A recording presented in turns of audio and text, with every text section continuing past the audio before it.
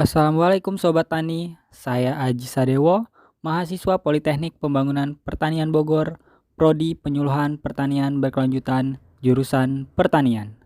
Nah, jadi di sini saya akan menjelaskan bagaimana cara pembuatan pupuk kompos dari limbah jerami.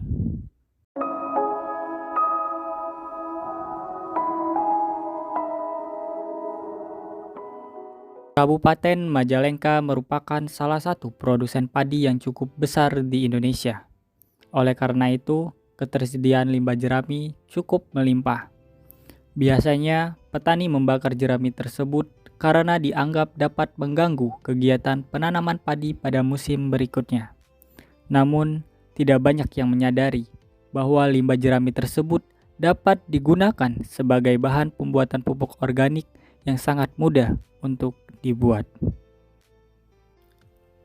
Apa yang dimaksud dengan pupuk kompos? Pupuk kompos adalah salah satu pupuk organik yang dibuat dengan cara menguraikan sisa-sisa tanaman dan hewan dengan bantuan organisme hidup. Adapun manfaat pupuk kompos yang berasal dari limbah jerami, diantaranya: yang pertama, mampu meningkatkan kandungan bahan organik di dalam tanah. Yang kedua, mampu memperbaiki struktur tanah. Yang ketiga, mampu mengurangi biaya pembelian pupuk non-organik yang semakin lama harganya semakin tinggi, yang itu artinya dapat mengurangi biaya produksi.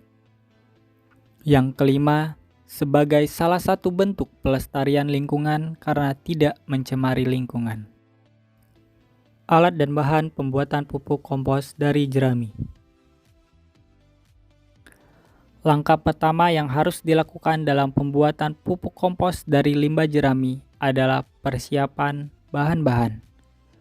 Timbang jerami, sekam, dan dedak sesuai kebutuhan. Kemudian cacah jerami menjadi ukuran lebih kecil dan campur dengan sekam padi. Langkah kedua adalah pencampuran bahan-bahan. Masukkan campuran jerami dan sekam ke dalam kotak hingga ketebalan 10 cm. Lalu siram tumpukan jerami tersebut dengan larutan dekomposer hingga merata. Kemudian lapisi tumpukan tersebut dengan dedak secukupnya. Lakukan kegiatan tersebut secara berulang hingga bahan-bahan habis. Langkah terakhir adalah proses inkubasi.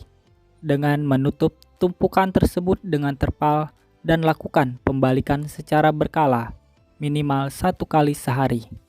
Proses inkubasi terjadi selama 3-6 minggu hingga kompos siap untuk digunakan. Adanya kebijakan pemangkasan jumlah proporsi pupuk sintetis bersubsidi dari pemerintah memberikan pengaruh besar bagi sektor pertanian. Ketidakmampuan petani dalam mengikuti alur perubahan tersebut menyebabkan timbul gejolak besar di tengah petani yang harus menghadapi permasalahan yang semakin kompleks. Mengingat petani yang terlanjur bergantung dengan adanya pupuk sintetis bersubsidi. Oleh karena itu, pemanfaatan limbah jerami menjadi pupuk kompos diharapkan mampu menjadi alternatif solusi pemecah masalah tersebut.